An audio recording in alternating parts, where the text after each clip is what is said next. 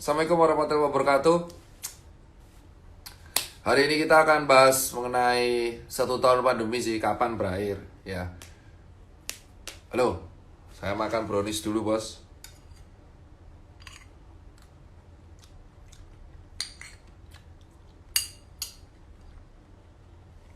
Jadi gini, buat kawan-kawan semua, nih. Ini pagi-pagi enaknya ngopi. Kopi Girus dulu bosku. Kopinya anak muda. Saya pakai vanilla.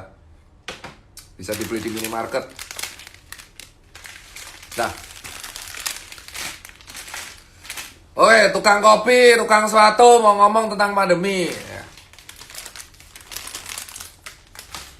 Jadi ini ya. 1 tahun penanganan pandemi di Indonesia itu ternyata kita tahu bahwa ini buat kawan-kawan. Fungsi kesehatan tuh bukan hanya tentang penyembuhan. Penyembuhan itu selalu diibaratkan sebagai dewa, gitu kan, kayak dewa apapun penyakit itu penyembuhan. Padahal sudah ada tagline namanya mencegah lebih baik daripada mengobati. Dari sini masyarakat tahu bahwa fungsi dokter itu holistik. Ada yang namanya promotif, preventif, terus kuratif itu penyembuhan dan rehabilitatif.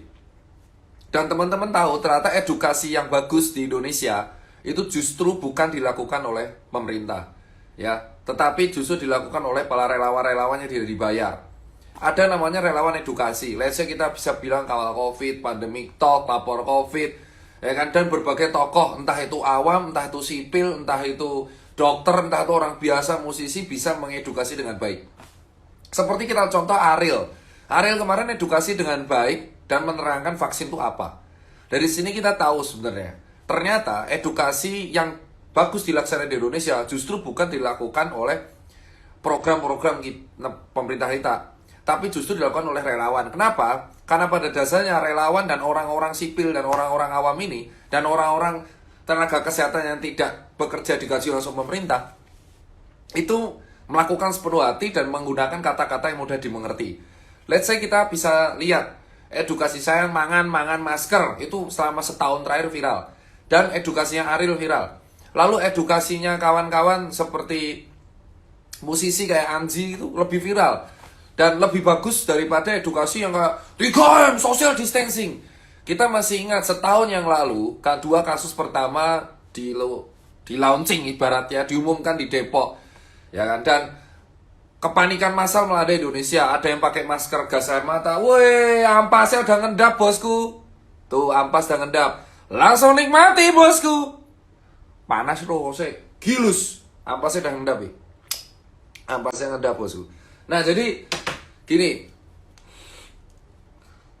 Lumayan lah saya berhenti rokok tapi alih vape bentar. Jadi gini bosku. Selama setahun namanya virus baru, ya kan, ada pertentangan lockdown apa enggak, ya kan. Tapi pemerintah kita itu selalu menyampaikan dengan bahasa yang rumit itu, 3M. Ya itu 3M. Lalu yang paling susah itu kan social distancing. Ya, petani itu nggak ngerti. Petani, pedagang kaki lima itu nggak ngerti. Ya kan? Dan sampai kapanpun saya menolak yang namanya razia atau sanksi akibat pelanggaran protokol. Kenapa? Karena terlalu banyak bro. Terlalu banyak yang melanggar protokol di Indonesia. Let's say kita contoh, kalau yang melanggar 100 juta orang, apakah 100 juta ini didenda gitu kan? Menurut saya yang paling penting adalah gimana kita bisa mencontoh teman-teman yang edukasi di bawah ini secara ikhlas dan mengambil materinya, mengambil formulanya. Kok bisa sih materinya pandemic talk lebih diterima? Kok bisa sih materi yang ditampilkan Ariel lebih diterima? Kenapa sih bisa lebih diterima gitu? Karena ya mereka menyampaikan dengan bahasa yang mudah dimengerti gitu, dan itu harusnya diambil formulanya oleh pemerintah ya. Sehingga kita fokusnya ke edukasi, promotif dan preventif, bukan sanksi, bukan penegakan razia, itu bukan. Karena sampai kapanpun pelanggar kerumunan itu pasti akan ada. Pelanggar protokol, orang gak pakai masker itu masih ada. Jangankan di Indonesia, di Italia, Inggris yang kasusnya naik terus, ya Syria jalan, atau di US itu tetap pasti akan ada. Jadi menurut saya fokusnya itu di edukasi. Kenapa? Kalau kita tuh fokusnya nggak di edukasi, sanksi, orang pakai masker tuh bukan karena takut COVID, tapi takut disanksi. Otomatis setelah petugasnya lewat, ya dia nggak akan pakai masker. Itu 1 tahun. Jadi 1 tahun problematika di Indonesia tuh nomor 1 adalah komunikasi publik. Ya. Ngomong bisa. Gilus-gilus. Kopinya anak muda, ya. Ampasnya turun cepat ya. Saya minum yang gula aren. Jadi menurut saya, yang pertama problem dalam 1 tahun pandemi kita itu adalah komunikasi publik. Pemerintah kita itu udah bagus ya untuk materinya. Kayak 3T itu kan udah jelas sesuai WHO, atau 3M tambah 25M sekarang ya kan. Terus ditambah dengan tapi yang paling menjadi pertanyaan adalah kenapa kok rakyat menengah ke bawah atau rakyat lapisan utama kayak saya nih, lapisan utama tuh kenapa kok sulit banget menerima nyampe gitu? Karena ya bahasanya sulit dimengerti. Bahasa-bahasa ini tuh bahasa birokrat, bahasa yang cocok kalau disampaikan ke pejabat atas, ke pejabat turunannya. Tapi kalau ke masyarakat kayak contoh petani ya kan, yang saya tuh keluarga yang saya petani, itu sulit banget diterima, Bos. Jadi komunikasi publik itu harus diperbaiki. Jangan defend dulu gitu kan. Kita harus menyampaikan sesuatu itu bukan dengan cara menakuti, melarang, itu bukan, tapi menganjurkan, itu lebih efektif. Kalau nggak percaya, pasti harusnya ada pertanyaan. Kok edukasi saya, mangan masker, itu lebih mudah diterima masyarakat sampai Trenggalek, Boyolali, Sragen, sampai di kalangan Jawa tuh diterima banget di Pulau Jawa lah daripada edukasi yang social distancing. Kenapa? Karena masyarakat lebih mengerti dengan bahasa kearifan lokalnya. Jadi logikanya kalau di Bali ya pakai tokoh lokal hero Bali, itu harusnya menjadi masukan. Komunikasi publik harus dirapikan. Kedua, buru-buru ngomong. Jadi kita lihat setahun terakhir Satgas Covid kita tuh terlalu buru-buru kalau mau berbicara. Contoh, vaksin itu baru keluar uji keamanan di bulan Desember, ya kan? Tetapi pemerintah kita udah ngomong Satgas Covid-nya dari bulan Juli Agustus. Otomatis warga bingung dong, orang vaksin belum ada kok tiba-tiba cepet banget. Walaupun sekarang ada vaksin, alhamdulillah Indonesia setahun itu, jujur ya, Indonesia setahun itu dikritik banyak negara. Tapi pemberian vaksinasi di Indonesia itu cukup dipuji. Terutama vaksinasi drive-thru yang dilakukan oleh Grab di Bali. Lalu Halodoc melakukan untuk lansia. Lalu Kemenkes melakukan di Yogyakarta. Jadi menurut saya pemberian vaksin di bulan Januari, start 13 sampai akhir Februari ini, itu adalah salah satu pencerah yang terjadi setahun terakhir. Dalam waktu setahun terakhir, selama tahun 2020, rata-rata penanganan COVID di Indonesia itu naik turun, cenderung ke arah jelek, gitu kan. Cuman, vaksinasi ini nge-change semuanya, merubah semuanya, merubah game alur, ibaratnya epic comeback gitu. Ibarat kita tuh udah nyaris KO lah. Tapi gara-gara vaksin ini kita tuh bisa epic comeback. Ibarat Liverpool 4-0, ibarat Liverpool loh. Menang 4-0 bro, sama Barcelona, itu epic comeback. Kita lihat ya, pemberian vaksin ini bisa membuat orang tuh antusias. Sampai keluarga DPR juga ikutan nih. Ya, padahal dulu DPR yang pertama menolak. Ini baju saya local pride ya, CBC. Jadi kalau saya bilang dari sini kita tahu bahwa selama setahun problem kita komunikasi publik. Nomor 2, Satgas Covid kita itu terlalu buru-buru pengen ngomong, ya kan? Buru-buru pengen ngomong, buru-buru gak mau disalahin. Intinya Satgas Covid itu buru-buru banget. Harusnya tuh pelan-pelan aja. Kalau ngomong kalau nggak yakin ya pelan-pelan. Buru-buru akan menimbulkan klarifikasi selanjutnya. Nomor 3 adalah vaksinasi itu game changer. Bener-bener mengubah alur semuanya bos. Bener-bener kayak bisa ngebuat kompak. Oh ternyata vaksin memang bukan harapan utama, bukan harapan satu-satunya, tetapi harapan yang sangat besar supaya Indonesia bisa kembali normal gitu kan. Dan titer antibody-nya bagus. Terlepas dari pro kontra, ada yang nggak percaya. Dan nomor 4, saya tetap menolak yang namanya sanksi untuk pelanggar-pelanggar protokol. Karena kita di dokter tuh diajarkan untuk promotif, preventif, kuratif, rehabilitatif. Saya nggak tahu yang lain kayak apa ya teman-teman ID. Cuman saya tuh lebih suka dan mendukung banget yang namanya itu edukasi duluan. Kenapa? Karena yang langgar terlalu banyak bos. Yang langgar terlalu banyak. Orang tuh hanya melihat Jakarta. Orang tuh hanya melihat Pulau Jawa. Tapi orang nggak melihat pulau-pulau luar Jawa. Kalimantan, Sulawesi, Sumatera tuh banyak banget yang langgar protokol. Harusnya refleksi, kenapa banyak yang langgar? Jangan yang langgar ditindak. Harusnya ketika ada sebuah kebijakan tidak dituruti dengan baik, harusnya kita evaluasi. Kenapa kok 3M tidak diikuti dengan baik di luar Jawa? Evaluasinya apa? Edukasikah yang kurang? Relawan edukasi yang kurang? Atau emang materinya terlalu berat? Bukan langsung orang yang langgar kita sanksi. Kenapa? Karena hal itu akan menimbulkan antipati. Antipati akan menimbulkan namanya perlawanan. perlawanan akan menimbulkan namanya pembangkangan yang terjadi sekarang. Dan itu akan mencegah dan membuat penanganan COVID semakin terhambat dan membuat kasus COVID semakin naik. Nomor 4. Kelima, berita hoax. Kita tahu selama setahun terakhir penindakan terhadap berita hoax itu sangat lamban. Alih-alih kita ribut soal UU ITE yang jaring. Ya, jaring masuk Bu yang menurut saya itu kasus yang menurut saya tidak perlu dikasuskan. Sampai kapanpun saya merasa jaring tidak perlu dikasuskan. Masih banyak orang yang nyebarin hoax itu lebih parah daripada jaring, tapi tidak ditindak. Ya, ingat, pelaku penyebaran swab palsu, surat PCR palsu yang saya viralkan itu lebih parah dari jaring posisinya. Tetapi baru kebongkar di Desember. Nah, ini kan di sini ada sebuah refleksi yang bisa kita ambil bahwa aparat hukum kita untuk menegakkan hoax itu sangat-sangat lamban. Jadi kalau mau cepat ya harusnya digas.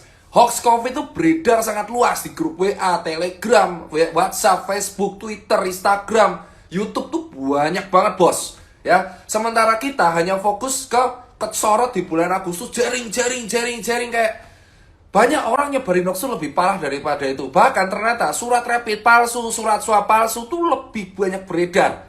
Sudah banyak beredar. Yang ketangkap dilihat di berita banyak. Bahkan ada korupsi dana bansos yang dilakukan oleh Mensos dan ada disumbar rame-rame pejabat ngembaliin duit hand sanitizer 4,9 miliar. Ada hari ini ke berita di Kades ya, Kades yang seperti itu ya, Kades yang menolak, Kades yang ya kayak gitulah yang menilipkan dana-dana seperti itu. Jadi kalau saran saya adalah kita tuh harus fokus menindak hoax. Hoax COVID itu terlalu viral, terlalu parah bro. Dan itu bukan tugas nakes edukasi, bukan ngurusi hoax.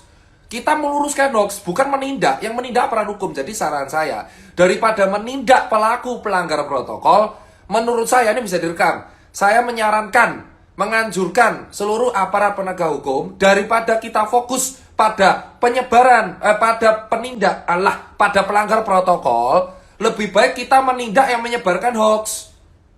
Karena orang langgar protokol itu ada karena sebabnya karena mereka nggak ngerti, salah satunya hoax. Saran saya yang ditindak tuh ya yang korup dana COVID sama yang menyebarkan hoax COVID.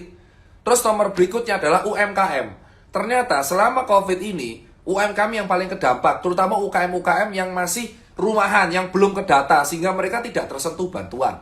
Solusinya adalah buat masyarakat sekitar, buat kawan-kawan, masyarakat-masyarakat yang ada di Indonesia.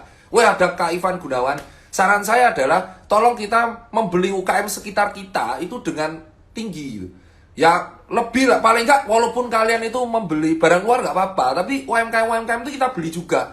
Karena banyak UMKM itu nggak sentuh bantuan. Banyak di DM yang mengatakan selama setahun nggak kesentuh BLT. Karena apa? Karena mereka nggak kedaftar, masih informal. Itu kalau saran saya. Jadi, terus yang berikutnya adalah agen pelaku pariwisata, agen pelaku ekonomi kreatif, agen TV, ya kan, IO, itu hancur lebur setahun. Jadi saran saya, untuk event dan sepak bola itu harusnya sudah bisa dilaksanakan bro. Kenapa? Karena WHO sendiri mengatakan, mau nggak mau kita tuh harus beradaptasi untuk terbiasa dengan COVID. Itu yang ngomong WHO. It means apa? Ini udah cenderung mau endemis. Artinya kalau mau endemis, kemanfaatan ya ada mutasi jelas. Tapi mau nggak mau kita harus adaptasi juga bro. Sekarang saya tanya, saya 2 kaki di sini. Jelas, saya nakes tapi saya juga punya event. Saya tanya ke teman-teman yang strict menolak event dan menolak kawan-kawannya atau harus ini harus itu. Saya tanya, mau dikasih makan apa itu pelaku event selama setahun nggak makan? Mau dikasih makan apa pelaku film setahun nggak makan? Kan nggak akan bisa jawab kan? Kalian hanya bisa menuntut. Saran saya adalah ya pemerintah mau nggak mau harus mengadaptasi sebuah formula yang sudah ada. Bola, basket, bulu tangkis, film, ya kan, bioskop, atau event, sekolah itu harus mulai dibuka atu-atu dengan secara bertahap. Sesuai dengan daerahnya masing-masing, green zone atau apa, dan sesuai dengan protokol. Kalau nggak ini sampai bertahun-tahun Pak. Karena Indonesia tuh sampai tadi dibahas di Bloomberg bro, bahwa pemberian vaksinasi di Indonesia tuh paling ruwet. Karena kita negara kepulauan, negara maritim. Kalau kita mau nunggu bandingin dengan Inggris, dengan Jerman, nah mereka tuh nggak semaritim kita bro. Kalau kita tuh mau nunggu, sampai setahun, 2 tahun, 3 tahun nggak akan bisa buka-buka bro. Loh kenapa? Karena COVID-nya ini ngiter terus bro. Dari Jawa, luar Jawa. Jadi kita tuh tolonglah open minded. Ya, kan orang-orang ini kan pelaku pekerja informal bro. Ya kan, event tuh kan pelaku pekerja informal. Bola juga, ya kan. Bola kan banyak orang yang berharap dari situ. Penjual jersey KW, ya ada bro, ada. Dan mereka makan dari situ. Ya kan, dagang gorengan, nah, mereka makan juga dari situ kan. Jadi saran saya nih, kita tuh mulailah adaptasi dan menerapkan protokol satu persatu. Kayak Inggris, ya Inggris tuh kurang hancur apa selama setahun terakhir. Tapi mereka tetap, kalau Inggris pemerintahnya tidak mengadaptasi protokol, Liverpool gak juara bro. Sumpah, Liverpool tuh juara gara-gara Liga Inggris tetap dilaksanakan. Mereka yang ambil keputusan. Kenapa? Karena banyak orang makan dari IPL. Itu yang saya bilang. Jadi, saran saya adalah kita lah mulai adaptasi satu-satu. Ayolah, bola diadakan, event diadakan, bertahap. Kalau emang nggak bisa ada penonton, dah wes online. Tapi yang jelas, berikan rakyat hiburan agar rakyat tidak terjebak dalam skema pandemic fatigue. Makanya saya kaget ketika ID nggak setuju, angka COVID naik. Lah emang pasti naik. Pasti naik dan mutasi pasti akan ada. Yang kita tanya adalah manusia tuh selalu adaptasi. Itu PR pemerintah adalah untuk mengontrol, bos. Nah, tugas kita edukasi. Nah, kalau semuanya dilarang, mau ngapain bro? Nggak, orang akan mati kelaparan tuh dan orang akan mati stres gak ada hiburan. Itu saya refleksi setahun. Ngopi dulu dengan ngopi gilus bro. Ampasnya udah turun.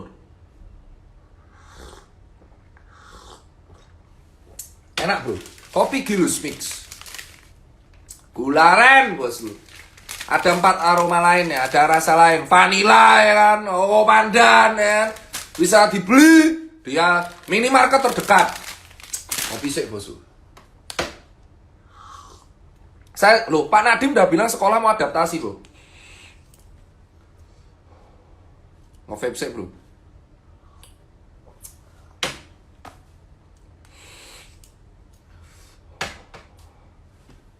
Berhenti rokok saya. Akhirnya saya berhenti rokok bro. Nge-vape dikit-dikit lah. Kepotong iklan. Ya saya ganti vape. Kenapa? Karena ya cukuplah vape ini bisa mengalihkan perhatian saya dari rokok tar. Ya. Jadi mulai bertahap saya close dose untuk stop rokok. Jadi itu saya buat kalian. Wah, vape karo ngopi ireng. Thank you buat. Kesimpulannya adalah ada 6. 1 tahun pandemi. 1. Komunikasi publik kita harus diperbaiki. Contohlah Ariel. Saya akui jempol bro. Ariel itu edukasi vaksin dengan baik sama Sule. Contohlah Ariel. Komunikasi publik diperbaiki. Nomor 2 adalah saya tetap setuju supaya Satgas Covid ini jangan gegabah. Buru-buru ngeluarin statement. Karena kalau buru-buru salah semua yang ada. Pelan-pelan aja. Jangan gegabah dan jangan panikan untuk Satgas Covid-nya. Terus nomor 3 adalah tolong ditindak semua pelaku dana korup yang karena COVID, dana bansos COVID itu harus seberat-beratnya, berat-beratnya. Jangan yang diincar malah yang melanggar protokol. Nomor 4, saya nggak pernah setuju penerapan sanksi untuk pelanggar protokol. Karena yang langgar tuh yang di Jawa, yang kelihatan Jawa doang. Luar Jawa, Indonesia tuh nggak cuma Jawa bro. Indonesia tuh banyak bro, 17.000 pulau. Dan di luar pulau Jawa tuh yang langgar banyak. Jangan yang disorot cuma yang di Jawa doang. Harusnya menjadi PR. Kenapa banyak langgar? Itu berarti edukasinya nggak nyampe. Berarti edukasinya ditambah. Fokusnya di promotif, preventif, edukasi ini difokuskan bro. Kalau kurang ya relawan edukasinya ditambah bro. Ya, itu jangan kita nindak-nindak. Orang sekarang pakai masker karena takut. Takutnya razia, bukan karena takut COVID. Salah. Harusnya ditindak adalah pelaku bansos dan pelaku bansos, korup-korup dana COVID, dana hibah pariwisata tuh banyak korup bro.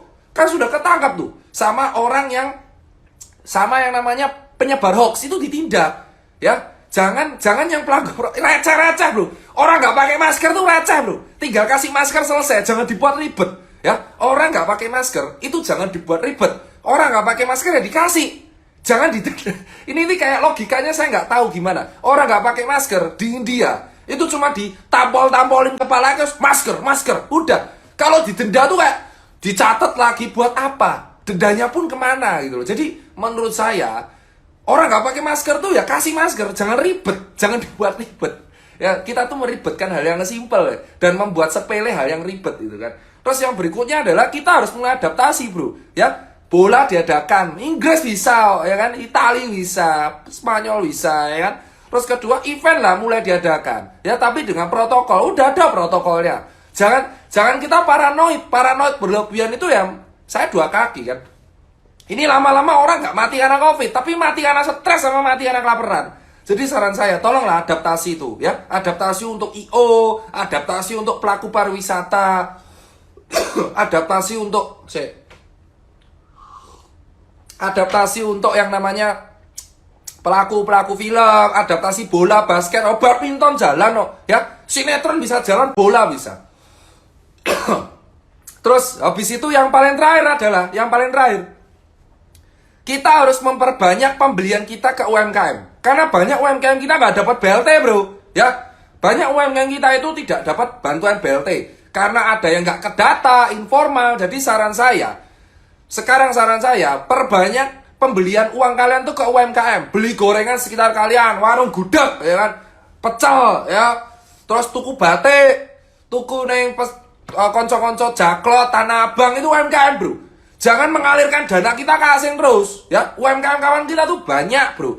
Perbanyak penjualan dan pembelian ke teman-teman. Jangan harga teman.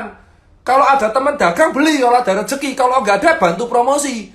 Kalaupun kita nggak bisa beli, ya, perbanyak promosi. Jadi saran saya buat kawan-kawan saya senior ID, tolonglah untuk yang bola diizinkan saja. Toh itu bisa mengurangi stres masyarakat. Serius. Loh, kalau nanti ada kerumunan non-bar, itu urusan Pemda, bro. Ya, karena kita tuh butuh hiburan, bro. Saya tuh lihat TV, bos. Isinya berita politik, ya kan?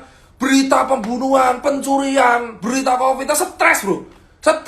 Stres. Itu saran saya buat kawan-kawan. Buat sekolah, ya. Sekolah juli-juli. Saran saya. Cintai Prajogo Indonesia. Mantap, kopi Gilus anak muda.